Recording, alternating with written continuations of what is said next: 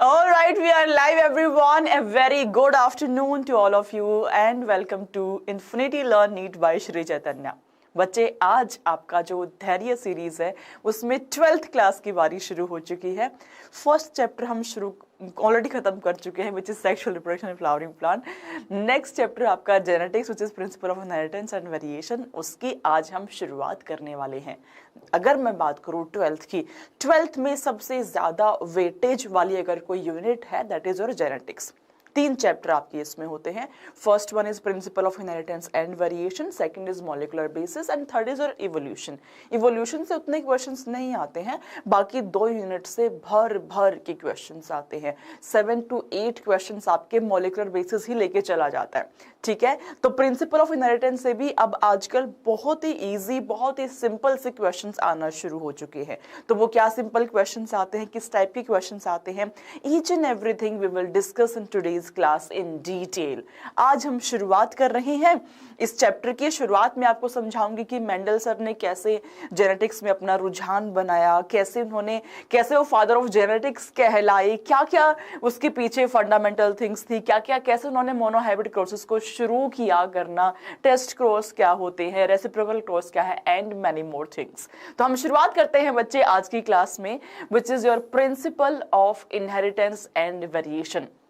ये महानुभाव जो आपको दिख रहे हैं, इनसे आप अच्छे से वाकिफ होंगे। मेंडल सर ने अपनी जो स्टडीज हैं 7 इयर्स डिवोट किए पी प्लांट को। 7 इयर्स डिवोट करने के बाद उन्होंने कुछ कंक्रीट थ्योरीज दी एंड उन्होंने ये प्रूव कर दिया कि एक्चुअली जेनेटिक्स में क्या क्या चीजें मायने रखती है। एक जो बेसिक फाउंडेशन ले करने वाला काम है वो किया मेंडल साहब ने। उसके बाद बिल्डअप तो मॉर्गन साहब करते चले गए, उनके स्टूडेंट्स भी आ गए एंड बहुत सारे एक्सपेरिमेंट्स आपके होते चले गए एंड फाइनली आपका रिजल्ट में आज हमारे पास ये है कि हम ह्यूमन जीनोम प्रोजेक्ट तक को सीक्वेंस कर सकते हैं, वो भी एंटायर जीनोम को, ठीक है। बट एक शुरुआत की जो चिंगारी होती है वो शुरुआत की चिंगारी लगाई गई मेंडल सर के थ्रू। तो चलिए जी शुरू करते हैं मेंडल सर से। शुरुआत करते हैं कि मेंडल साहब ने कैसे अपना इंटरेस्ट भी जगाया और कैसे दुनिया जहान का भी इंटरेस्ट जगा दिया इतने ब्यूटीफुल से कॉन्सेप्ट्स में। तो बच्चे, let's first begin with what exactly is genetics. क्या समझते हैं आप जेनेटिक्स से? जो मेरा 12th का बच्चा है, जो फर्स्ट टाइम इस वर्ड से रूबरू हो रहा है, जो फर्स्ट टाइम इस शब्द को सुन रहा है कि जेनेटिक्स होता क्या है, तो भाई आपके लिए मैं समझा देती हूं। Genetics is basically A branch of science that deals with heredity and variation. 2 चीजों से डील करता है। एक तो हो गया बच्चे आपका हेरिडिटी, दूसरा हो गया आपका वेरिएशन। समझते हैं हेरिडिटी क्या है, वेरिएशन क्या है। तो भाई अगर मैं बात करूं हेरिडिटी की, तो एक चीज समझने की कोशिश करना, आपकी सराउंडिंग में अगर आप देखें सारे ह्यूमन बींग्स को, आपके भाई बहन होंगे आसपास में, आपके फ्रेंड्स होंगे, आपके कलीग्स होंगे, तो जितने भी ह्यूमन बींग्स आपके सराउंडिंग में, सबका ओवरऑल एक्सटर्नल ढांचा एक जैसा लगता होगा, है ना। मैम को भी आप देख रहे हो, एक सर है, बाल है, 2 हाथ है, 2 पैर है जिससे मैम मूव कर पा रही है, 2 हाथ है जिसमें एक में पेन है, एक में रिमोट है। तो ये आप देखिए एक रिजेम्बलेंस है सारे ऑर्गेनिजम्स ऑफ वन स्पीसीज में। सिमिलरली अगर मैं बात करूं कैट की या for example let's say dog की, तो जितने भी ऑर्गेनिज्म है कैट के, सब में सिमिलैरिटी है। एक बेसिक ढांचा एग्जैक्टली हूबहू एक ही जैसा है। अगर मैं बात करूं डॉग की फॉर एन इंस्टेंस, तो डॉग भी आप देखना सारे के सारे डॉग एक ही जैसे हैं, है ना। एक बेसिक ढांचा वही है। आपके 4 ऐसे लेग्स दिख रहे हैं, 2 आईज उसकी दिख रही है ना, उसके पास टंग भी है, 2 कान ऐसे बड़े से दिख रहे हैं। तो एक स्पीसीज के जितने भी ऑर्गेनिजम्स हैं सब के सब सिमिलर हैं। Why? Because of presence of heredity. क्योंकि उनके पास जो ट्रेट है जो वो शो कर रहे हैं, that is coming from, that is passing down from the parent. So parent से as it is trait pass down हुए हैं in the progeny, that is why वो आपको एक जैसे दिख रहे हैं। Yes Alok Rai, good evening बेटा। दैट इज वाई वो एक जैसे आपको दिख रहे हैं। बट मैं आपको एक और चीज समझाती हूं। आपके फ्रेंड्स भी हैं, आपके सिबलिंग्स भी हैं, आप अपने फ्रेंड्स को भी देखते हो आलोक कि प्रमोद एंड आलोक का कैलिबर काफी डिफरेंट मिलेगा। प्रमोद की स्किन का कलर आलोक की स्किन की कलर से काफी डिफरेंट मिलेगा, उसका हेयर का टेक्सचर, हेयर का कलर, आईज आईलिड जो है उसका कलर भी आपको डिफरेंट मिलेगा, हाइट डिफरेंट मिलेगी। तो ये जो डिफरेंसेस आप देख पा रहे हो that is called as variation. तो genetics is the study of your heredity and the variation.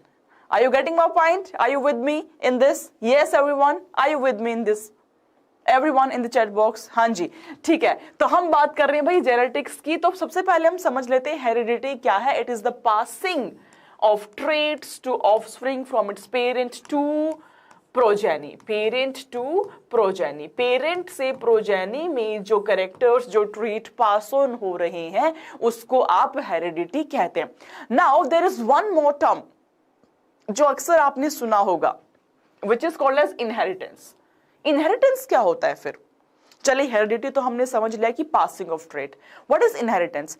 Inheritance basically is the method, the ways by which your traits are being transmitted.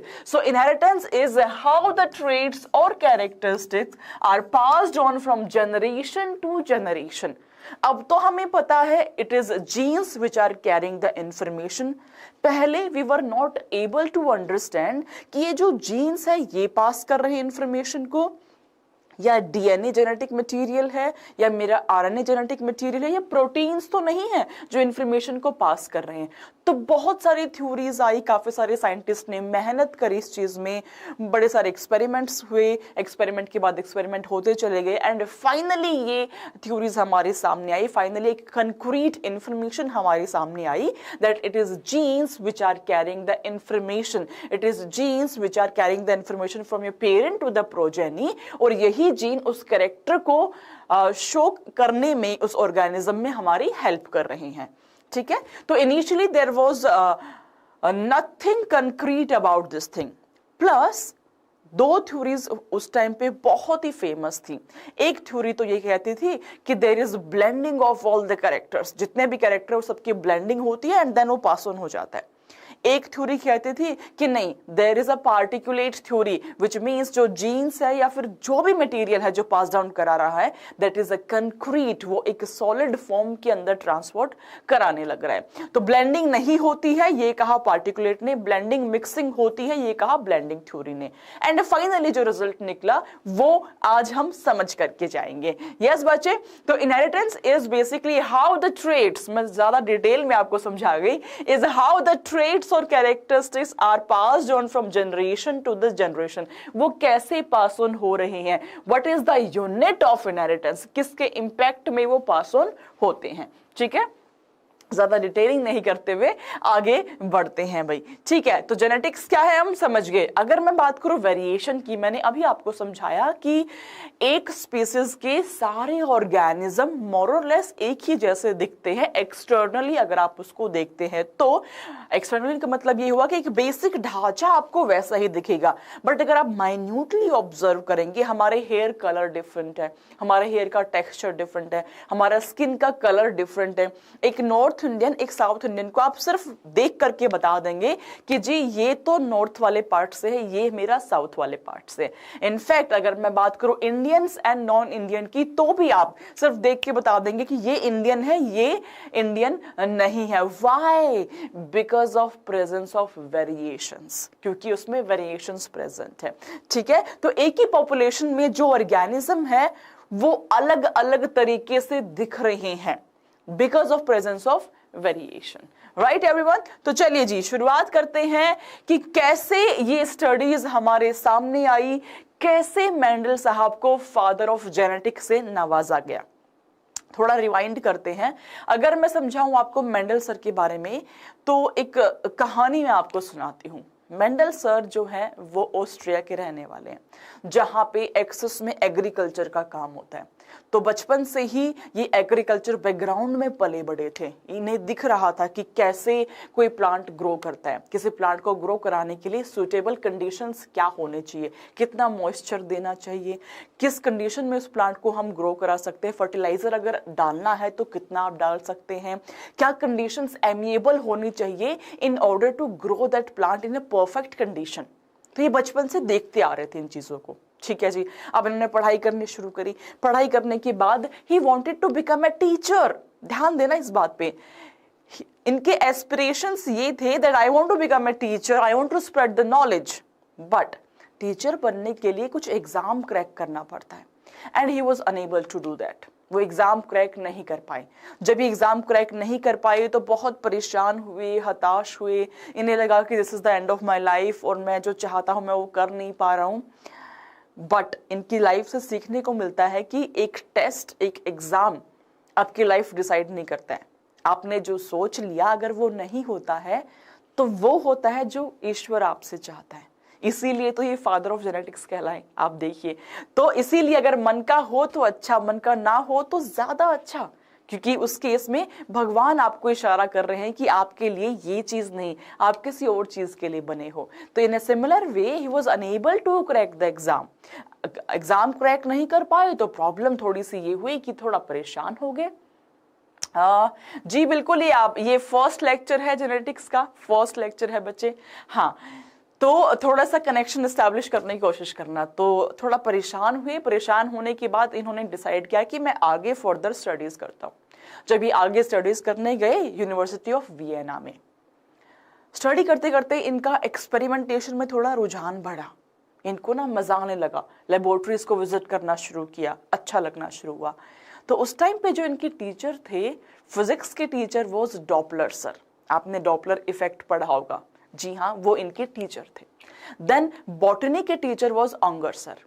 तो जब आप किसी के साथ रहते हो ना तो उनकी बातें का इन्फ्लुएंस आपकी लाइफ में बहुत ज्यादा होता है। इसीलिए कहते हैं कि अपनी सराउंडिंग को बहुत सोच समझ के चूज करना चाहिए। तो इनकी जो सराउंडिंग थी वो थी डॉपलर सर एंड अंगर सर। दोनों ही टीचर का बहुत ज्यादा इन्फ्लुएंस रहा मेंडल सर के ऊपर एंड इनका करियर भी उसी हिसाब से एकदम रॉकेट साइंस के जैसा बन गया। कैसे बताती हूँ मैं आपको। तो डॉपलर साहब ठहरे फिजिक्स बैकग्राउंड के। वो इन्हें हर बार एक ही बात समझाते थे कि कोई भी चीज को मानने से पहले एक्सपेरिमेंट करो। एक्सपेरिमेंट करने के बाद ही आपको एक पुख्ता रिजल्ट मिलेगा। मतलब आप कोई भी एक्सपेरिमेंट करते हैं, कोई भी साइंस के पीछे की चीजें, उसका लॉजिक ढूंढने की कोशिश करा करो, मैथमेटिकल एक्सप्रेशंस लगाया करो उसके ऊपर। जब तक कि मैथमेटिकल एक्सप्रेशंस नहीं लगाओगे, लॉजिक्स आपको नहीं मिलेंगे। तो साइंस को थोड़ा लॉजिकल वे में समझो, ये डॉपलर सर ने इनके ब्रेन में फिट कर दिया था। अंगर साहब जो है वो जेनेटिक्स से डील कर रहे थे, तो उन्होंने इनको समझाया कि इनहेरिटेंस कैसे हो रहा है इस पे फोकस मत करो, वेरिएशंस कैसे आ रहे हैं इस पे फोकस करो, डिफरेंसेस कैसे आ रहे हैं इस पे आप फोकस करो। तो दोनों की ही स्टडीज, दोनों की ही इन्फ्लुएंस में आ करके जब इन्होंने अपने खुद के एक्सपेरिमेंट्स करना शुरू करे, अपनी जिंदगी के 7 बेहतरीन ईयर ये एक्सपेरिमेंट्स को करते रहे एंड आज हम उन्हें फादर ऑफ जेनेटिक्स के नाम से जानते हैं। Because of his sacrifice, because of his सूझबूझ जो इन्होंने किया, बिकॉज ऑफ हिज अंडरस्टैंडिंग जो इन्होंने वो साइंटिस्ट से ग्रहण करके, अपने टीचर से ग्रहण करके और झोंक दिया इस डायरेक्शन के अंदर एंड फाइनली हमें रिजल्ट निकाल के दिया। तो बच्चे, इन्होंने पी प्लांट के ऊपर स्टडी किया। पी प्लांट पे बिटवीन 1856 एंड 1863 में 7 इयर्स नॉन स्टॉप एक्सपेरिमेंट किए। पी प्लांट का साइंटिफिक नाम पाइजम सटाइवम होता है, जिसको कि आप गार्डन पी कहते हैं। गार्डन पी पे एक्सपेरिमेंट्स को परफॉर्म किया। अब एग्रीकल्चर बैकग्राउंड तो था, इन्हें अच्छे से पता है कि पी प्लांट को किस कंडीशन में ग्रो कराना चाहिए। इन्हें अच्छे से पता है कि अगर पी प्लांट का फ्लावर बाइसेक्सुअल है तो मुझे क्या फायदा होगा। पी प्लांट के जो लाइफ साइकिल है वो काफी छोटी होती है, सैंपलिंग साइज में बड़ा बना सकता हूं। ये सारी बातें इन्हें पता थी because he was having agricultural background. Alright, तो ये सारी चीजों ने इन्हें काफी फायदा भी पहुंचाया जब ये अपने एक्सपेरिमेंट्स को कर रहे थे। ठीक है, यस एवरीवन, तो एक बात समझ के जाना इस लेक्चर से, जो बाद में भी देख रहे हैं वो भी समझना इस चीज को कि जिंदगी में जो भी होता है आपके अच्छे के लिए होता है।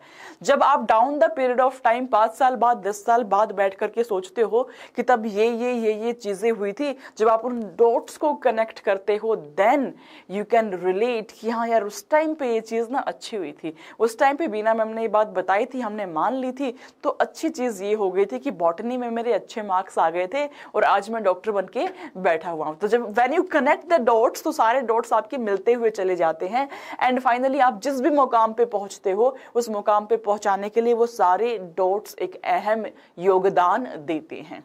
ऑलराइट, चलिए जी, तो एक छोटा सा क्वेश्चन आपके समक्ष है। ये क्वेश्चन मैंने अभी अभी आपको समझाया है, मैं देखना चाह रही हूँ कि कितना एक्टिवली आप मुझे सुन रहे हो। इस क्वेश्चन को सॉल्व कीजिए।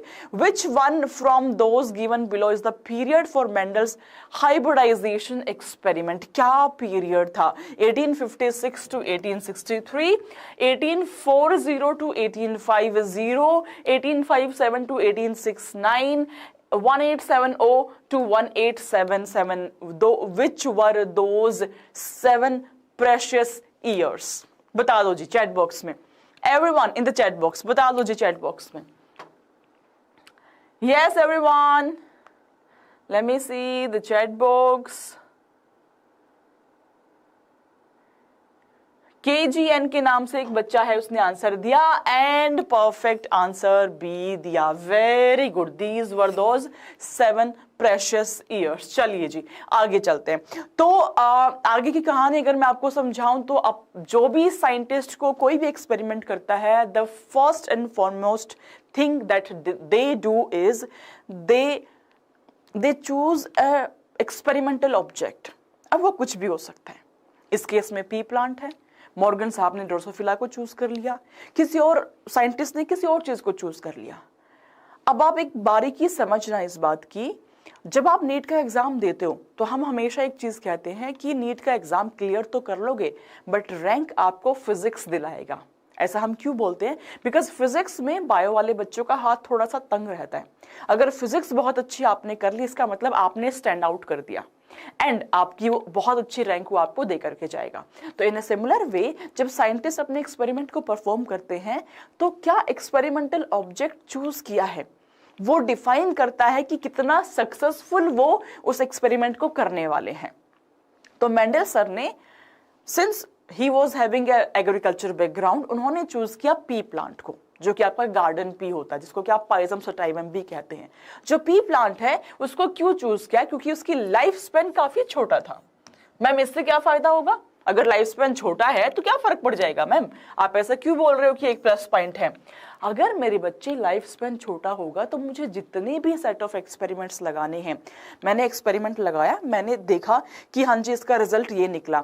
अब अगर मैं कुछ उसमें अमेंडमेंट करना चाहती हूँ, कुछ चेंजेस करना चाहती हूँ, I can do that. And वो प्लांट की लाइफ स्पेन छोटी है इसीलिए वो रिजल्ट मुझे बहुत जल्दी देखने को मिल जाएगा। मुझे बहुत लंबा टाइम इंतजार करने की जरूरत नहीं पड़ेगी कि रिजल्ट क्या थे, रिजल्ट के बाद ही आप दूसरा सेट ऑफ एक्सपेरिमेंट लगा सकते हो। तो since the life span was short, ये काफी बेनिफिशियल पॉइंट हो गया इनके लिए कि कम समय में भी अपने रिजल्ट्स को ये देख पाए। नंबर 1। नंबर 2 बात ये है कि इजी ग्रोथ होती है एंड मिनिमम केयर की रिक्वायरमेंट होती है ना। कुछ ऐसे भी प्लांट है जिनको बहुत ज्यादा केयर की रिक्वायरमेंट होती है, तो उस केस में तो आप प्लांट की केयर ही करते रह जाएंगे, आप बाकी चीजें मैथमेटिक्स लॉजिक्स तो लगा ही नहीं पाएंगे। Mendel was the first one जिन्होंने बायोलॉजी में मैथमेटिकल लॉजिक्स को लगाया, मैथमेटिकली सॉल्व किया सारी चीजों को। और देखिए इसीलिए आज आप उन्हें फादर ऑफ जेनेटिक्स भी कहते हैं। ठीक है। Third point is availability of pure variety. Very important point. What is pure variety? Pure variety क्या होती है जी? प्योर वैरायटी का मतलब ये हुआ कि अगर मेरा प्लांट टॉल है तो उसके दोनों allele has to be tall वाले एलील। समझ आया या ऊपर से गई ये बात? समझ आया या ऊपर से गई ये बात? प्योर ब्रीडिंग वैरायटी का सिंपली मतलब ये होता है कि जो भी कैरेक्टर वहां पे शो हो रहे हैं, उसका जो जीन्स है, उसके जो एलील्स है, that should be strictly of one type. वो एक ही टाइप का होना चाहिए, उसको आप प्योर ब्रीडिंग कहते हैं। अगर मेरे पास प्योर ब्रीडिंग नहीं होगी तो रिजल्ट्स मेरे बेहतर नहीं आएंगे। अगर मेंडल साहब के पास pure varieties of tall plant, pure varieties of dwarf plant नहीं होते तो वो अपने रिजल्ट पे कभी भी नहीं आ सकते थे।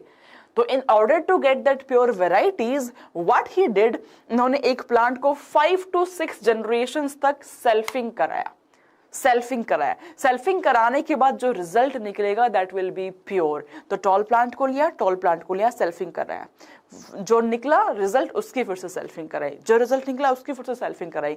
तो 5 to 6 जनरेशंस तक ये सेल्फिंग कराते रहे ताकि इन्हें प्योर वेराइटीज मिल पाए।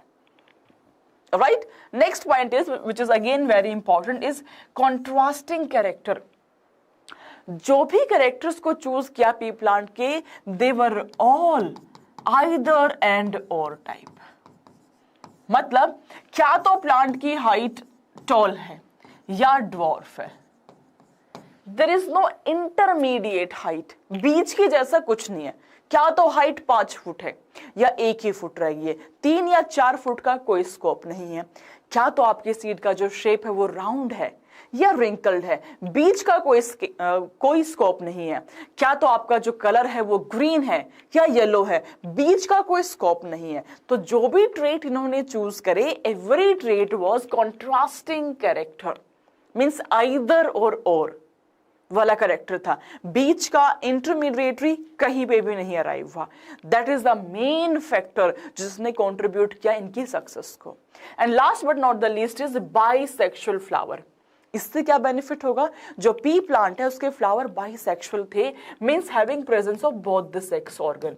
अब देखिएगा, अगर दोनों सेक्स ऑर्गन प्रेजेंट है बच्चे, तो इजीली यहाँ पे सेल्फ पोलिनेशन होगा। मतलब नेचर में नेचुरली यहाँ पे सेल्फ पोलिनेशन होगा। बट जब भी मैं क्रॉसिंग कराना चाहती हूँ, जब भी मैं कोई एक्सपेरिमेंट रन करना चाहती हूँ, I just have to simply emasculate it, emasculate किया मैंने, एंड बड़ा इजिली मैं इसका क्रॉस पोलिनेशन भी करा सकती हूँ। तो नेचर में सेल्फ पोलिनेशन एग्जिस्ट कर रहा है, बट बहुत ही आसानी से मैं इसका क्रॉस पोलिनेशन भी करा सकती हूँ। That is a big plus plus. ठीक है, तो ये जो 5 आपके कैरेक्टर्स है पी प्लांट के जिन्होंने कंट्रीब्यूट किया मेंडल साहब की सक्सेस में, the first one was life span P plant का काफी कम होता है। सेकंड इज इजी ग्रोथ हो जाती है, मिनिमम केयर के साथ में आप प्लांट को ग्रो कर पाते हैं। प्योर वैरायटीज जो है वो अवेलेबल है। कॉन्ट्रास्टिंग कैरेक्टर को चूज किया गया, आइदर एंड और वाला कैरेक्टर। फ्लावर जो है वो बाइसेक्सुअल है नेचुरली, एंड इजीली आप उसको इजीली जो है आप यूनिसेक्सुअल फ्लावर बना सकते हो बाय इमेस्कुलेटिंग इट, विच मीन्स कि नेचर में सेल्फ पोलिनेशन हुआ, बट आप बड़े आराम से वहां पे क्रॉस पोलिनेशन करा सकते हो। बस एक सिंपल स्टेप ऐड करना है, इमेस्कुलेट करना है, and there will be cross pollination. तो ये 5 कैरेक्टर्स है आपके मेंडल साहब के एक्सपेरिमेंट के। नाउ एक्सपेरिमेंट कैसे किया समझना आप पहले। देखो, भूल जाओ आप, है ना, अगर आप ड्रॉपर के स्टूडेंट हो तो आपके माइंड में फिट होता है कि 3:1 रेशियो, 1:2:1 रेशियो है। ये रेशियो भूल जाओ, पहले थोड़ा डिटेल में समझो कि एक्चुअली कैसे एक्सपेरिमेंट को परफॉर्म किया जाता है, कैसे मेंडल सर ने अपने एक्सपेरिमेंट्स को परफॉर्म किया, क्या फैक्टर्स थे जो उन्होंने काउंट करे। अब देखिए, the first and foremost thing is इन्होंने प्योर ब्रीडिंग वैरायटीज ली। प्योर ब्रीडिंग, हम इस एक्सपेरिमेंट को टॉलनेस एंड ड्वार्फ से समझते हैं। तो एक प्लांट मेरा जो है टॉल पी प्लांट है, दूसरा मेरा ड्वार्फ है। ये भी मेरा प्योर ब्रीडिंग वैरायटी है, प्योर, ये भी मेरा प्योर है। क्वेश्चन टाइम, एक बार आपसे एक क्वेश्चन पूछ लिया गया था कि what are pure breeding varieties. तो you know it very well, MBBS SC category कितने नंबर चाहिए, कितने नंबर आ रहे हैं आशीष कुमार तुम्हारे, ये बताओ, उसके बाद मैं आंसर करती हूँ कितने नंबर चाहिए। यस तो बच्चे, एक बार सवाल पूछा गया था what are pure breeding varieties. तो समझिएगा, अगर आप इस कैरेक्टर को निकालने के लिए 5 से 6 जनरेशंस तक टॉल क्रॉस कराते रहते हैं, तो as a result you will get pure breeding varieties. तो इसी तरीके से मेंडल साहब ने भी टॉल पी प्लांट वाली वैरायटी को लिया एंड ड्वार्फ वाली वैरायटी को लिया। इसकी करा दी इन्होंने क्रॉसिंग। क्रॉसिंग करा दी, 500 है। आशीष मिल सकता है कॉलेज, आपको मिल सकता है आपको कॉलेज इजीली, है ना। फर्स्ट में नहीं तो सेकंड में तो मिल जाएगा, सेकंड काउंसलिंग में तो मिल जाएगा बेटा, ठीक है। अब मिठाई खिला दो मुझे, अब मिठाई खिला दो मुझे। यस, हाँ जी। तो हम बात कर रहे थे बच्चे, टॉल भी प्लांट को लिया एंड ड्वार्फ भी प्लांट को लिया। क्रॉस पोलिनेशन कराया, कैसे कराते हैं क्रॉस पोलिनेशन, यहां से इमेस्कुलेशन किया, डस्टिंग कराई, क्रॉस पोलिनेशन मेरा हो गया। जब मेरा रिजल्ट निकला तो मैंने ये देखा, रिजल्ट कैसे निकला, ये जो मैंने कराया, सीड्स ऑब्टेन करे, उसको मैंने सॉइल में डाला, प्लांट को ग्रो किया। अब देखो, प्लांट को ग्रो किया, अगर इस प्लांट की लाइफ जो है वो छोटी नहीं होती, उस केस में क्या होता है, आप वेट कर रहे होते कब प्लांट ग्रो करेगा, कब आप रिजल्ट्स को एनालाइज करेंगे, है ना। बट सिंस प्लांट का life is short, that is why आप तब की तब एनालाइज कर सकते हैं।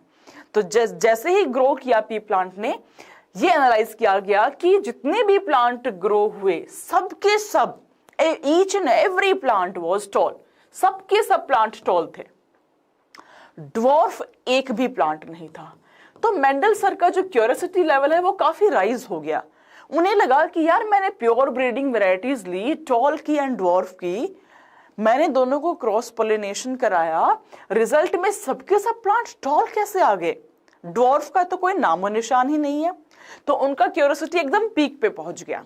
याद आया उन्हें अपने टीचर की बातें, जिन्होंने कहा था कि मैथमेटिकली हैंडल करना, साइंस के पीछे के बैकग्राउंड को समझना, साइंस को कनेक्ट करना मैथ से, उसके बाद ही आप समझना। तो इनकी जो क्यूरियोसिटी थी जो एकदम पीक पे पहुंच गई, तो इन्होंने क्या किया, इस लेवल पे आके F1 पे सेल्फिंग कराई। What is selfing? Selfing is self pollination. ये जो प्लांट थे F1 प्रोजेनी में, F1 का F1 से ही क्रॉसिंग कराया, बाहर से कोई प्योर ब्रीडिंग वैरायटी नहीं लेके आए, F1 का F1 से ही क्रॉसिंग कराया। क्रॉसिंग कराने के बाद जो सीड्स मिले, सेम प्रोसेस, उसको सॉइल में डाला, चेकआउट किया। जब सॉइल में डाला और चेकआउट किया तो उन्होंने देखा कि हाँ, मुझे इस बार ड्वार्फ प्लांट देखने को मिला, मुझे इस बार ड्वार्फ प्लांट देखने को मिल गया, लेकिन टॉल प्लांट से काफी कम है उसका नंबर। कितना कम है? कैलकुलेट किया तो देखा कि यार जितने भी मैंने प्लांट लिए हैं, 787 प्लांट तो टॉल निकले, और अगर मैं बात करूं ड्वार्फ की तो ये मात्र 277 ही मेरे ड्वार्फ प्लांट है, बाकी सारे टॉल प्लांट हैं। तो कुछ तो ऐसा है टॉलनेस में जो पास ऑन हुआ है। रेशियो को फाइंड आउट किया तो इनको लगा कि भाई अगर मैं रेशियो देखूं टॉल वर्सेस ड्वार्फ का, तो 2.84 रेशियो 1 आता है, 2.84 which is nearly 3, which is nearly 3, तो 3:1 रेशियो। एक ड्वार्फ प्लांट के पीछे 3 टॉल प्लांट प्रेजेंट है। तो टॉलनेस वाले कैरेक्टर में कुछ तो ऐसी एक्स्ट्रा चीज है जो ड्वार्फ में नहीं है। फिर से समझाती हूं मैं आपको। मैंने आपको ये बताया कि जब मेंडल सर ने अपने एक्सपेरिमेंट को कंडक्ट किया, the first thing that he ensure was pure breeding varieties ली, टॉल प्लांट की भी, ड्वार्फ प्लांट की भी। जब प्योर ब्रीडिंग वैरायटीज ली, सीड को निकाला, उसको सॉइल में डाला, डालने के बाद चेक किया कि प्लांट की हाइट कितनी है, तो फॉर हिज सरप्राइज सारे के सारे प्लांट टॉल थे। ड्वार्फ प्लांट का कोई ट्रेसेस ही नहीं था, एवरी प्लांट वाज टॉल।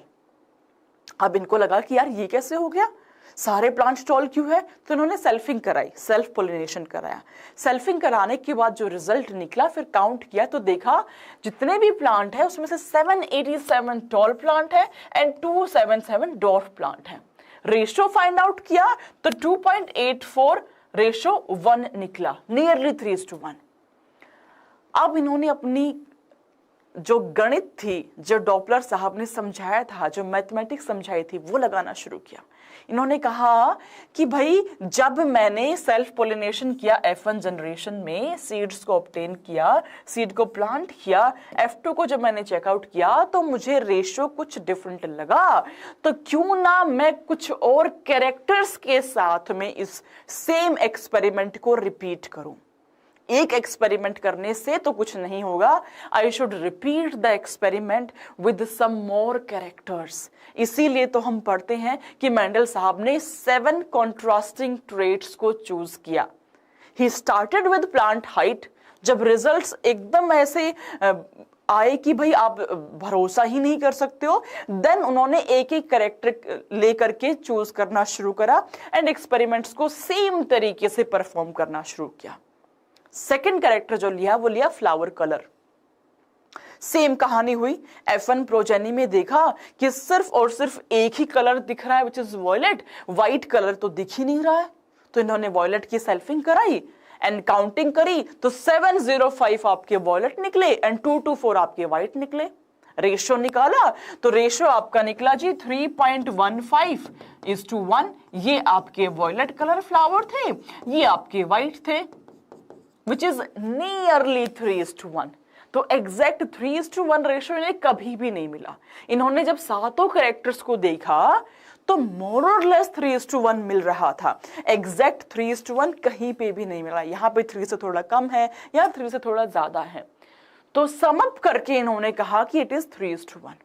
बाकी 7 कैरेक्टर्स को लेकर भी इन्होंने सेम एक्सपेरिमेंट्स को किया। तो वो क्या क्या 7 कैरेक्टर्स थे जिसको लेके इन्होंने एक्सपेरिमेंट्स परफॉर्म करे? तो बच्चे सबसे पहला मेरा हो गया जी सीड का शेप। क्या शेप है? क्या सीड का शेप है? कलर चेंज कर लेते हैं तो round and wrinkled. F1 progeny में ये ऑब्जर्व करा गया कि सारे के सारे सीड्स राउंड है। F2 के अंदर देखा गया कि कुछ रिंकल्ड भी दिख रहे हैं। Ratio nearly 3:1। मैं बार बार नियरली 3:1 आपको बोल रही हूं, तो आप समझ पा रहे होंगे कि मैम नियरली वर्ड क्यों लगा रही हैं। यस, सीड कलर लिया जी दूसरा। सीड कलर आपका येलो एंड ग्रीन। ज्यादा आपके येलो देखने को मिले और कम आपको ग्रीन देखने को मिले। देन फ्लावर कलर वॉयलेट या purple and white. Then we have flower position. Axial मतलब आपका टॉप पे नहीं, ऐसे एंगल पे, एक्साइल पे प्रेजेंट है, एक्साइल एंगल पे प्रेजेंट है, ठीक है। देन वी हैव टर्मिनल जो एपिक्स पे है, एपिक्स पे है, ठीक है। प्लांट का height, tall plant, dwarf plant. Pod का शेप, पोड क्या होता है? वो कली जिसको आप छील के मटर निकाल रहे होते हो। बेटा अनंत काल तक लेक्चर कंटिन्यू रहेगा। व्हाट आई मीन टू से, जब तक कि 2024 का एग्जाम आपका नहीं हो जाता तब तक ये लेक्चर्स आपके कंटिन्यू रहेंगे। आपको सारा सिलेबस पढ़ाया जाएगा बाय वन वे और अदर वे, ठीक है। तो आपको बस स्टिक करना है प्लेटफॉर्म पे। चैनल को सब्सक्राइब कर लो, सेशन को लाइक कर लो, बेल आइकन को हिट कर लो, दैट्स ऑल, नथिंग एल्स, ठीक है। हाँ जी, तो प्लांट की height tall and dwarf. Pod का शेप जो है inflated and constricted. Then we have pod का कलर ग्रीन एंड येलो। यहां पे मैंने लिख दिया है जी डोमिनेंट ट्रेट। डोमिनेंट क्या होता है अभी समझाऊंगी आपको। This is recessive. ये क्या होता है अभी बताती हूँ आपको थोड़ी सी देर में। क्या डोमिनेंट है, क्या रिसेसिव है, क्या होमोजाइगस होता है, क्या हेट्रोजाइगस होता है। अभी मैं आपको एक स्टोरी की फॉर्म में समझा रही हूं कि मेंडल सर ने कैसे कैसे ये एक्सपेरिमेंट को परफॉर्म किया, कैसे कैसे अपनी फाइंडिंग्स को दिया, राइट। चलिए जी, तो ये 7 कैरेक्टर्स आप देख पा रहे हो। ये मैम ने क्यों दिखाए हैं? क्योंकि बच्चे इस पे ना बहुत बार क्वेश्चन पूछे जाते हैं एंड क्वेश्चन में ना आपसे यही पूछा जाएगा कि which one is dominant and which one is your recessive, which is recessive and which one is your dominant। यही पूछा जाएगा आपसे, इसके बाहर नहीं पूछा जाएगा आपसे, ठीक है बच्चे। चलिए जी, तो ये आपके वही कंट्रास्टिंग ट्रेट जो मैंने अभी अभी बताए हैं वो लिखे हुए हैं। फिर से एक बार देख लीजिए। स्टेम का height tall and dwarf, flower का पोजीशन एक्साइल एंड टर्मिनल, ये आपका डोमिनेंट है, ये आपका रिसेसिव है। पोड का कलर ये आपका येलो है, ये ग्रीन है।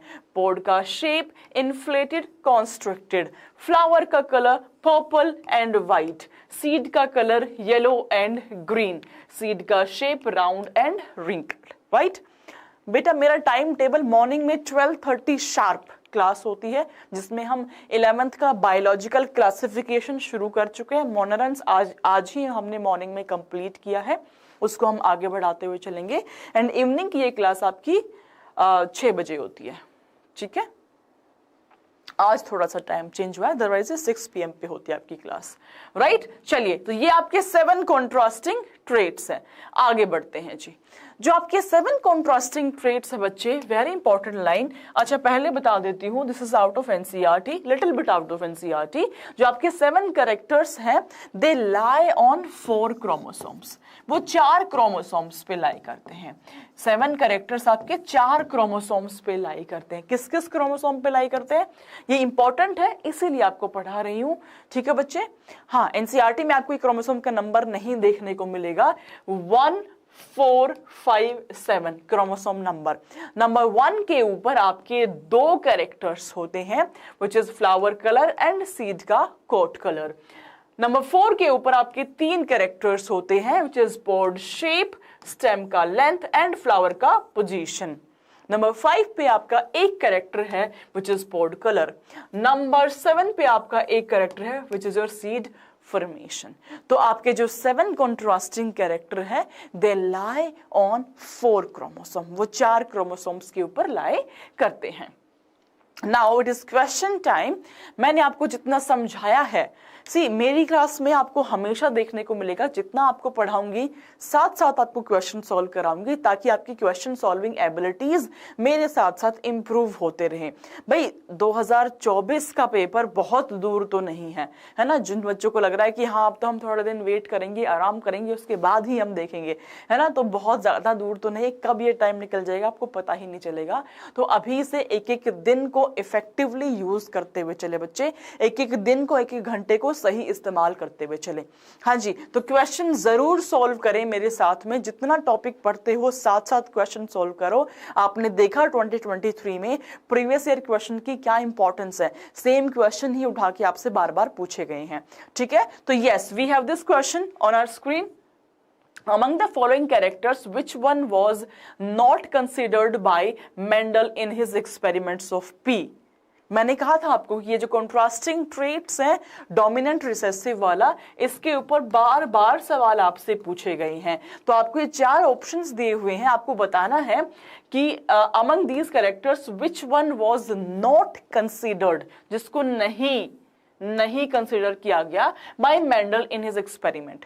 क्या उन्होंने स्टेम की हाइट को, टॉल एंड ड्वार्फ को कंसिडर किया था? सोचो, यस और नो। नंबर 2, क्या इन्होंने ट्राइकोम्स को कंसिडर किया था? सोचिएगा, यस और नो। क्या सीड के कलर को ग्रीन एंड येलो को देखा गया था, या पोड को इन्फ्लेटेड और कॉन्स्ट्रिक्टेड देखा गया था? बताइए जी चैट बॉक्स में। गुड इवनिंग पारुल साठ, हाउ आर यू बेटा, हाउ आर यू?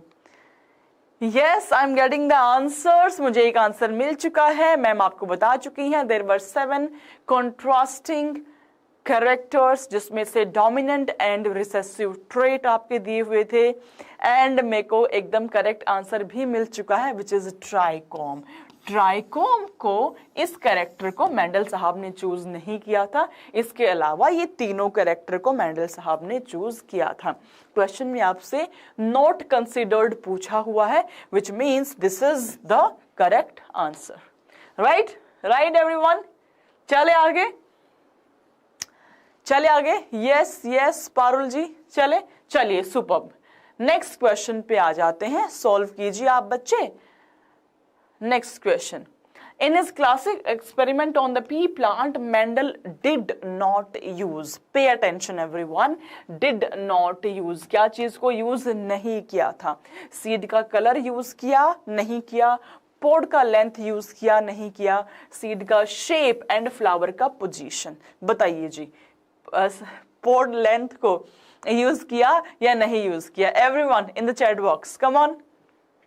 सीड का कलर येलो है, ग्रीन है, चूज किया या नहीं किया? सीड का शेप राउंड है, रिंकल्ड है, चूज किया नहीं किया? फ्लावर का पोजीशन एक्साइल है, टर्मिनल है, चूज किया नहीं किया? मैम ने आंसर भी बता दिया है ना, प्यारी केजीएन प्यारी KGN, answer would be your pod का लेंथ, है ना। अब लेंथ से आपके दिमाग में होता है कि हाइट तो मैम चूज किया था, तो मेरी प्यारे बच्चों वो स्टेम का हाइट था, वो आपका स्टेम का हाइट था, ठीक है। पोड का लेंथ को चूज नहीं किया था, ठीक है। हाँ, superb, answer is option number 2। चलिए जी आगे बढ़ जाते हैं, नेक्स्ट क्वेश्चन को आप लोग सॉल्व करके बताएं। नेक्स्ट क्वेश्चन को, तो जो आपके 7 कॉन्ट्रास्टिंग ट्रेट थे बच्चे, इस पे मैं बार बार सवाल करा रही हूं ताकि आपके ज्ञान चक्षु में क्लैरिटी आ जाए कि ये जो 7 कैरेक्टर दिए हुए हैं they are very important and इस पे बेस्ड बहुत बार आपसे सवाल पूछा जाता है। तो yes, the next question on your screen, which of the following is not, ये जो वर्ड्स होते हैं ना बहुत ही मिसलीडिंग वर्ड्स होते हैं, यही आपके क्वेश्चंस को गलत करा के जाते हैं, यही आपके क्वेश्चन को गलत करा के जाते हैं। Not a dominant trait in edible pea, not a dominant trait in edible pea, axial flower, inflated pod, green seed color, green pod color।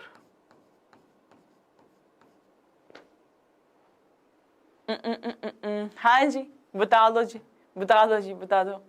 Exile flower, inflated pod, green seed colour. अच्छा एक चीज तो समझ जाओ, है ना, seed colour and pod colour दोनों के आगे ग्रीन दिया हुआ है, मतलब आंसर इन दोनों में से ही एक है, आंसर इन दोनों में से ही एक है। दोनों तो ग्रीन नहीं हो सकते, दोनों तो ग्रीन नहीं हो सकते, इससे ज्यादा हिंट और क्या मिलेगा भाई, है, इससे ज्यादा हिंट और क्या मिलेगा। Very good, very good, the correct answer is green pod colour. This is not a dominant trait, right, correct is option number 4। Yes Parul. चलिए जी आगे बढ़ते हैं।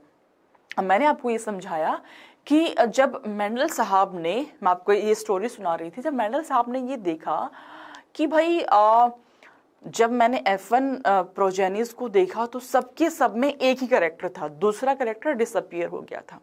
जब मैंने F2 देखा तो दोनों कैरेक्टर्स थे, दूसरा भी रीअपियर हो गया। इसका मतलब ये हुआ कि जो साइंटिस्ट बोल रहे हैं कि ब्लेंडिंग थ्योरी है, ब्लेंडिंग थ्योरी है, कैरेक्टर्स मिक्स हो रहे हैं, ऐसा तो कुछ नहीं हुआ। अगर कैरेक्टर मिक्स होते तो F1 के अंदर मुझे आउट ऑफ 2 एक ही कैरेक्टर नहीं दिखता, and on top of that मेरे को F2 में दोनों कैरेक्टर्स दिख रहे हैं। अगर कैरेक्टर मिक्स होते तो मेरे को F2 में तो बिल्कुल ही नहीं देखने को मिलता ड्वार्फ प्लांट। इसका मतलब ब्लेंडिंग थ्योरी पे तो बड़ा सारा काटा मार दो, blending theory should not be accepted. तो क्या एक्सेप्ट किया जाए?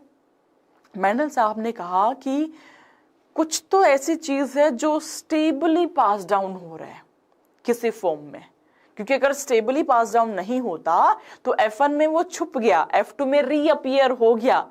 अगर स्टेबली पास डाउन नहीं होता तो F1 में ही अपीयर कर जाता, F1 में अपीयर ना करके F2 में अपीयर कर रहा है, विच मीन्स इसको स्टेबल वे में पास डाउन किया गया है in the F1 and in the F2, है ना। वो जीन्स है, वो फैक्टर है, वो क्या है, जानने के लिए आपको पूरा लेक्चर देखते रहना पड़ेगा। तो भाई monohybrid cross between tall and dwarf varieties of pea plant is as follow. Result जो है मोनोहाइब्रिड क्रॉसेस का मैंने आपको बताया। तो मेंडल साहब ने कहा कि यार जो चीज स्टेबल वे में इस कैरेक्टर को नीचे लेके जा रही है F1 में एंड देन F2 में, उसको मैं फैक्टर्स बुला देता हूं। क्या बुलाता हूं जी? फैक्टर्स। आज हम उसे जीन्स के नाम से जानते हैं, बट मेंडल साहब ने जो टर्म यूज किया था दैट वाज फैक्टर,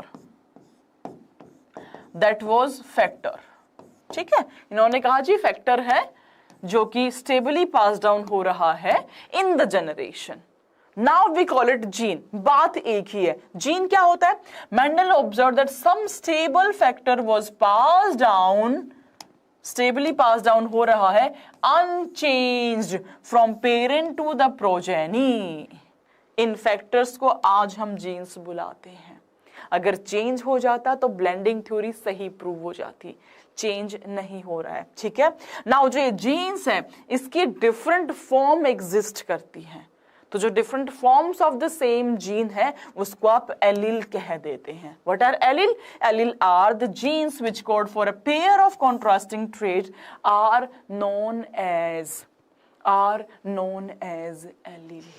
उसको आप एलील कह देते हैं। Am I clear? समझ आया आपको? मेंडल साहब ने पी प्लांट को ग्रो कराया, चेकआउट किया कि रेशो क्या आ रहा है, नियरली 3:1 आया, एग्जैक्ट 3:1 नहीं आया।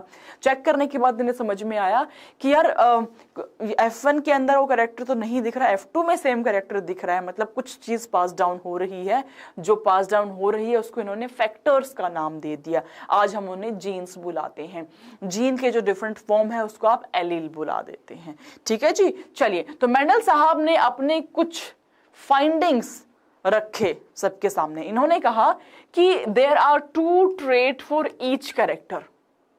जैसे इन्होंने कहा भाई सीड की शेप ले लो तो 2 ट्रेट है, राउंड है, रिंकल्ड है, राउंड है, रिंकल्ड है। सीड का कलर ले लो, येलो है, ग्रीन है। प्लांट की हाइट ले लो, टॉल है, ड्वार्फ है। इन्होंने कहा there are 2 trait for each character.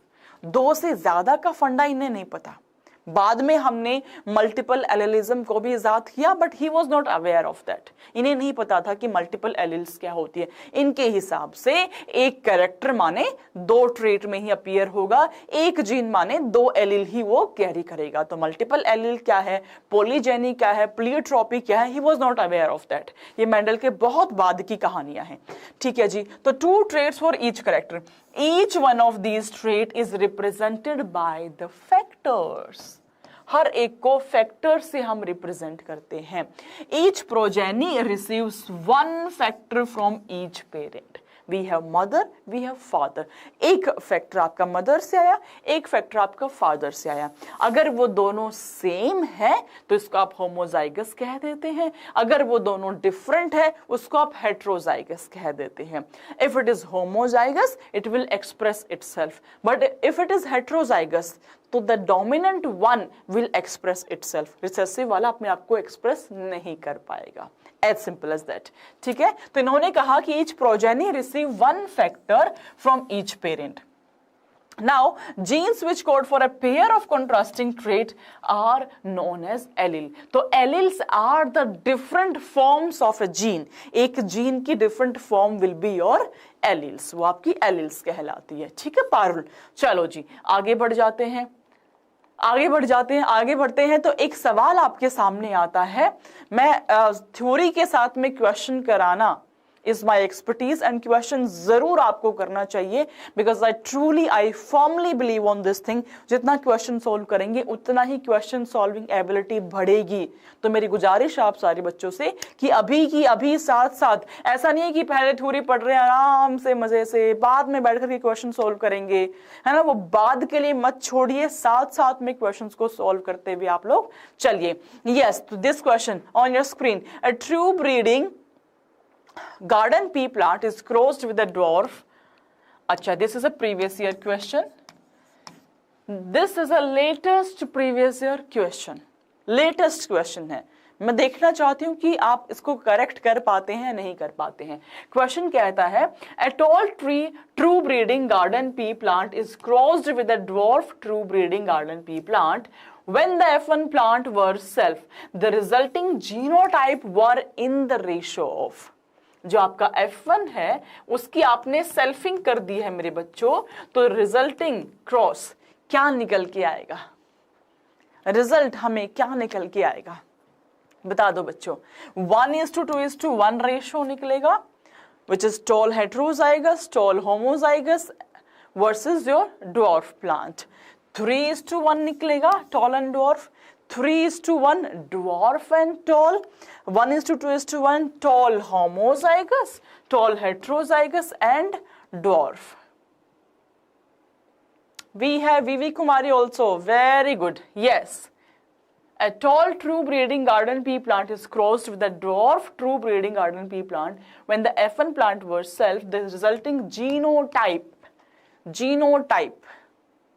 जो बच्चे ऑप्शन नंबर 2 आंसर कर रहे हैं, आपसे सवाल में रिजल्टिंग जीनोटाइप पूछा हुआ है। रिजल्टिंग जीनोटाइप, ये जो आप आंसर कर रहे हैं, दिस इज रिजल्टिंग फिनोटाइप। बोलो यस और नो, फंस गए मेरे क्वेश्चन में, फंस गए। पारुल नहीं बेटा, पारुल देखो फर्स्ट ऑप्शन कहता है ये तो हेट्रोजाइगस है, ये होमोजाइगस है, ये ड्वार्फ है। यस पारुल, देखो क्वेश्चन को अच्छे से। क्वेश्चन में आपसे पूछा हुआ है रिजल्टिंग जीनोटाइप, तो the ratio is 1:2:1 genotypic ratio, ये आपको पता अच्छे से, इसलिए बोलते रट्टा मार के मत बैठो। रट्टा मार लिया जी 3:1, 1:2:1, जैसे देखा 3:1 आंसर कर दिया। बिल्कुल नहीं करना मेरे बच्चे ऐसे। क्वेश्चन को 2 बार पढ़ो अच्छे से, आंसर ऑप्शंस को 2 बार पढ़ो अच्छे से, तभी करेक्ट आंसर निकाल पाओगे, अदरवाइज ऐसे कंफ्यूज होके रह जाओगे। तो कंफ्यूजियाना नहीं है, that will cost you 1 more mark, 5 number चले जाएंगे, नेगेटिव मार्किंग भी तो है। कंफ्यूजियाना नहीं है बिल्कुल भी। इत्मीनान से क्वेश्चन को पढ़िए 2 बार, इत्मीनान से ऑप्शंस को देखिए 2 बार, उसके बाद आंसर कीजिए। तो आपसे रिजल्टिंग जीनोटाइप, पागल बना दिया मैम हमें, रिजल्टिंग जीनोटाइप पूछा हुआ है। तो 1 tall homozygous, 2 heterozygous and 1 is dwarf homozygous. तो 1:2:1 ratio will be genotypic ratio. Now let me explain you in detail कि जो मैम बोल रही है डोमिनेंट, रिसेसिव, जीनोटाइप, फिनोटाइप, ये क्या है, जरा समझते हैं हम इन बातों को। तो बच्चे जो फर्स्ट टाइम आप 12th में आए हो, आपको मैं समझाना चाहती हूँ, मैंने 2 वर्ड आपको समझा दिया। पहला तो ये जीन क्या होता है, दूसरा मैंने आपको बता दिया एलील क्या होता है। Alleles are the different forms of the gene, they are the different forms of the gene. ठीक बात है जी। नाउ जो एलील है बच्चे, gene will code for 1 character. Let's say हम प्लांट हाइट की बात कर रहे हैं। पारुल का फेवरेट चैप्टर है, मेरा भी फेवरेट चैप्टर है, मुझे बहुत मजा आता है पूरा जेनेटिक्स पढ़ाने में। तो आप देख रहे होंगे मैं कितना एंजॉय कर रही हूँ पढ़ाते टाइम पे, मुझे बहुत मजा आता है। इनफैक्ट पूरा बॉटनी पढ़ाने में ही मजा आता है, but genetics is one of my favourite. Yes, तो सेम पिंच। यस, तो बच्चे allele are the different forms of the gene. अगर किसी कैरेक्टर को कोड करने के लिए जो 2 एलील है वो सेम टाइप की है, अगर सेम एलील प्रेजेंट है तो उस कंडीशन को मैं कहती हूं बच्चे होमोजाइगस। क्या कहती हूं, homozygous. Homozygous simply means both the alleles are similar, एक ही एलील है। जैसे कि for example small T, capital T, capital R, small R, दोनों एलील एक जैसी है, दोनों एलील एक जैसी है, that will be homozygous. Now अगर ये एलील डिफरेंट है, अगर ये दोनों एलील मेरी डिफरेंट हो जाती है, उसको मैं कहती हूं बच्चे हेट्रोजाइगस। उसको हम कहते हैं बच्चे हेट्रोजाइगस। जैसे कि कैपिटल टी, स्मॉल टी, जैसे कि capital R, small R. Yes, now listen to me very carefully. अगर तो बच्चे केस ये है जिसमें दोनों एलील एक ही टाइप की है, कोई प्रॉब्लम नहीं है। अगर कैपिटल टी है तो अपने आप को कैपिटल टी एक्सप्रेस करेगा, अगर स्मॉल टी है तो अपने आप को स्मॉल टी एक्सप्रेस करेगा। लड़ाई तब होगी जब दोनों एलील अलग अलग प्रकार की हैं। तो if you have different allele in the same gene, in that case there will be a लड़ाई। लड़ाई क्या होगी, कैपिटल टी कहेगा मुझे एक्सप्रेस करना है, स्मॉल टी कहेगा मुझे एक्सप्रेस करना है। अब लड़ाई ये होगी कि क्या कैरेक्टर सामने आएगा। ठीक है, तो हेट्रोजाइगस के केस में dominant allele will always express. मतलब समझना इस चीज का, आउट ऑफ दीज 2 एलील एक एलील ऐसा है जो दबा कुचला सा है, जो अपने आप को एक्सप्रेस नहीं कर पाता है। जो है ना, कुछ लोग होते हैं ना, भीड़ में चले जाएंगे उनकी जबान नहीं निकलेगी, पर अगर अपने ग्रुप में है, अपने यार दोस्त है, तो अच्छे से बक बक बक बक करते रहेंगे। तो इन सिमिलर वे जो रिसेसिव एलील है वो अगर भीड़ में चला गया तो वो अपने आप को एक्सप्रेस नहीं कर पाएगा। अपने ही साथ है, अपने ही टाइप के लोगों के साथ में है, तो वो अपने आप को एक्सप्रेस कर लेगा। It is a introvert. But कुछ लोग होते हैं एक्सट्रोवर्ट, भीड़ में भी उतना ही अच्छे से बोल पाएंगे जितना अपने क्लोज्ड इन्वायरमेंट में, जितना अपने क्लोज्ड ग्रुप ऑफ पीपल में बोल पाएंगे, which is extrovert. And extrovert is dominant allele. तो dominant allele will always express itself तो अगर दो अलग एलील मेरे सामने हैं तो dominant one will express, dominant वाला एक्सप्रेस करेगा, रिसेसिव वाला बेचारा चुपचाप बैठा रहेगा, एक्सप्रेस नहीं कर पाएगा। तो बच्चे अब आप समझ पाए what is dominant, what is recessive. Dominant is the one which will always express no matter what is the condition, be it homozygous be it heterozygous, but it will always express itself. Whereas recessive is the one which will express only in homozygous condition, वो सिर्फ और सिर्फ homozygous condition में ही अपने आप को express कर पाएगा बेचारा टी। हाँ, समझ पाए इस बात को, what is dominant, what is recessive, समझ पाए। चलिए जी, तो होमोजाइगस क्या है, हेटेरोजाइगस क्या है, ये भी मैंने आपको समझा दिया। अगर मेरे दोनों एलील सेम टाइप के हो, सेम टाइप के हो, उसको मैं होमोजाइगस कहूंगी। अगर मेरे दोनों एलील डिफरेंट टाइप के हो, उसको मैं हेटेरोजाइगस कहूंगी।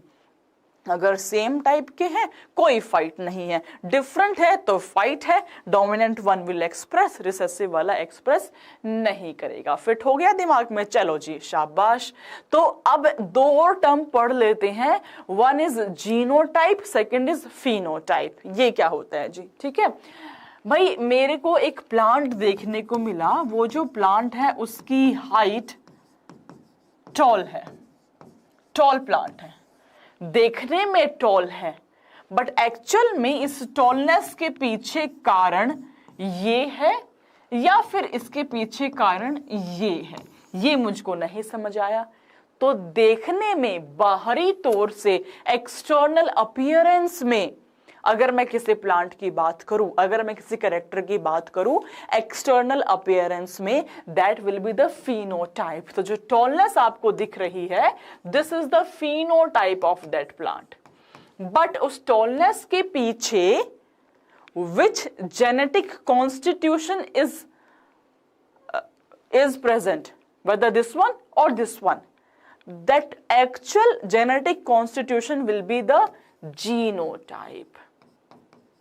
माने बाहरी तौर से देखने में तो प्लांट टॉल है, बट ये टॉलनेस की वजह होमोजाइगस कंडीशन है या हेटेरोजाइगस कंडीशन है, I don't know that, I don't know that. So phenotype is the external appearance and the genotype is the actual genetic constitution of that particular plant. ठीक है, आया समझ भाई। देखने में मेरा जो सीड है वो राउंड है, बट राउंड होने के लिए ये वाला जीनोटाइप है या ये वाला जीनोटाइप है, I am not sure of. ये होमोजाइगस है, ये हेटेरोजाइगस है, एज सिंपल एज दैट। तो बाहर से देखने में लग रहा है वो फिनोटाइप, और एक्चुअल में जो जीन्स का अरेंजमेंट है that will B genotype. I am sure आपको समझ आ गया होगा, आई एम श्योर फिट हो गया होगा दिमाग में। चलिए जी, चमक गया होगा आपको ये चीज। तो चलते हैं मोनोहाइब्रिड क्रॉसेस पे। What is monohybrid cross? First of all मैं आपको बतला चुकी हूं ये चीज, ये क्रॉस भी हम समझ चुके हैं। मोनो का मतलब होता है मेरे बच्चे सिंगल, सिंगल। हाइब्रिड माने आपका सिंगल हाइब्रिड फॉर्म हो रहा है। मैम वंस अगेन, बिल्कुल वंस अगेन बता देते हैं। एक बच्ची है वो पूछ रही है मैम एक बार फिर से बता दो। चलो मैंने आपको समझाया जीन्स क्या है, नंबर 1 पॉइंट, जीन्स क्या है एंड एलील क्या है। जो जीन है वो किसी कैरेक्टर को कोड कर रहा है, जैसे कि प्लांट हाइट, प्लांट हाइट उस कैरेक्टर को कोड करने के लिए different form of genes present है, जिसको कि आप एलील कहते हैं। तो एलील मेरी हो गई है बच्चे different forms of the same gene, different form of the same gene will be allele. ये बात क्लियर है, पहली बात। दूसरी बात देख लेते हैं, अगर ये दो एलील सेम टाइप की दो एलील है, उसको मैं होमोजाइगस कंडीशन कहती हूं, और अगर ये एलील दो अलग प्रकार की है तो उसको मैं हेटेरोजाइगस कह देती हूं, हेटेरोजाइगस कह देती हूं। ये बात क्लियर है, ये बात क्लियर है।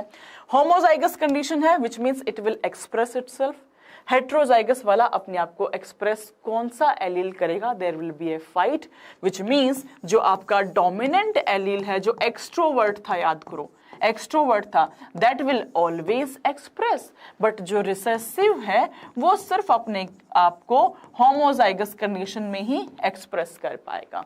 इट विल ऑलवेज एक्सप्रेस, ये हमेशा एक्सप्रेस करेगा, ऑलवेज एक्सप्रेस। ठीक है जी। Now the fourth term is phenotype and genotype. phenotype होता है बच्चे द एक्सटर्नल अपीयरेंस, बाहर से देखने में कैसा लग रहा है, बाहर से देखने में जो आपका सीड का शेप है बाहर से राउंड दिख रहा है, बट उस राउंड कंडीशन के पीछे होमोजाइगस कंडीशन है या हेट्रोजाइगस कंडीशन है, that is a question mark. ठीक है, तो वो एक्चुअल में अंदर में होमोजाइगस है या हेट्रोजाइगस है, that will be defined by your genotype. तो genotype is your actual genetic constitution. Actual genetic मतलब जो राउंड शेप है वो कैपिटल आर की वजह से है या कैपिटल आर स्मॉल आर की वजह से है, ये आपका एक्चुअल जेनेटिक कॉन्स्टिट्यूशन है। राउंड है या रिंकल्ड है वो आपका फिनोटाइप है। कैपिटल आर है, कैपिटल आर स्मॉल आर है, ये आपका जीनोटाइप है। आया समझ? चलो थैंक यू, आ गया, मतलब आ गया समझ में।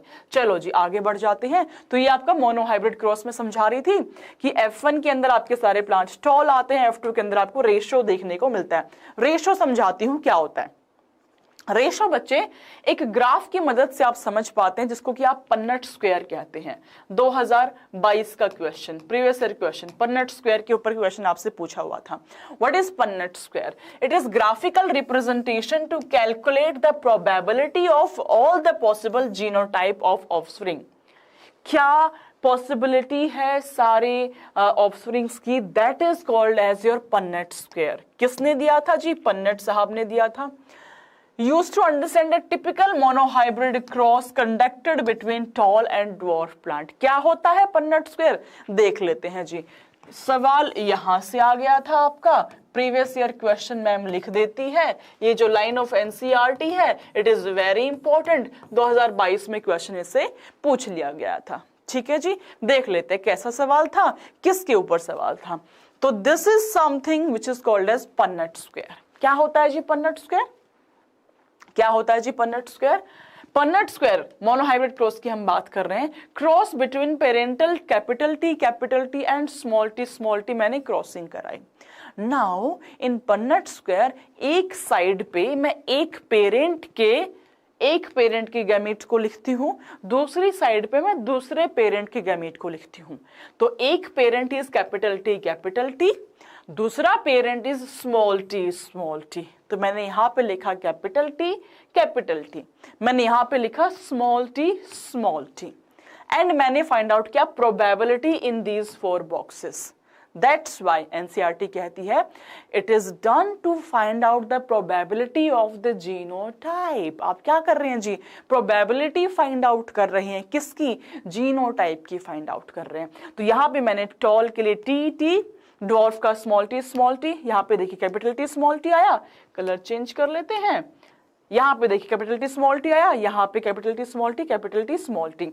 That is why F1 progeny में सारे के सारे प्लांट 100% प्लांट आपके टॉल थे। याद करो, अभी मैम ने समझाया सारे प्लांट टॉल थे। मेंडल साहब को लगा कि ये क्या हो गया भाई, सारे प्लांट टॉल कैसे आ गए हैं? That's why he did selfing. उन्होंने सेल्फिंग करी। सेल्फिंग क्या होती है? जो आपका प्रोजेनी निकला कैपिटल टी स्मॉल टी, इसको कैपिटल टी स्मॉल टी से ही क्रॉसिंग कराया, उसको आप सेल्फिंग कहते हैं। सेम पन्नट स्क्वायर को यूज किया। एक साइड में फीमेल का capital T small T 2 gametes को लिखा, दूसरी साइड में मेल के दोनों gametes capital T small T को रखा। अब रिजल्ट देखते हैं, अब हम प्रोबेबिलिटी देखते हैं। एक प्लांट मेरा ये आया, दूसरा मेरा ये आया, तीसरा ये आया एंड फोर्थ ही आया। Now let's understand what is phenotype. तो बच्चे फिनोटाइप होता है, यहां लिख रही हूं मैं, red colour I guess visible होगा। फिनोटाइप होता है बाहर से देखने में कैसे लग रहे हैं प्लांट। तो मेरे को दो प्रोबेबिलिटीज नजर आ रही है, क्या तो मेरे प्लांट टॉल है या मेरे प्लांट ड्वार्फ है, यही दो प्रोबेबिलिटीज है। 1 2 3, 3 प्लांट मुझे टॉल लग रहे हैं, एक प्लांट मुझे छोटा नाटा ड्वार्फ लग रहा है। तो क्या मैं लिख दूं 3 tall and 1 dwarf? Yes or no in the chat box? 3 tall, 1 dwarf लिख दूं? Yes? So that is your phenotypic ratio. बाहर से देखने में आपको प्लांट कैसा लग रहा है। Now moving on to the genotype.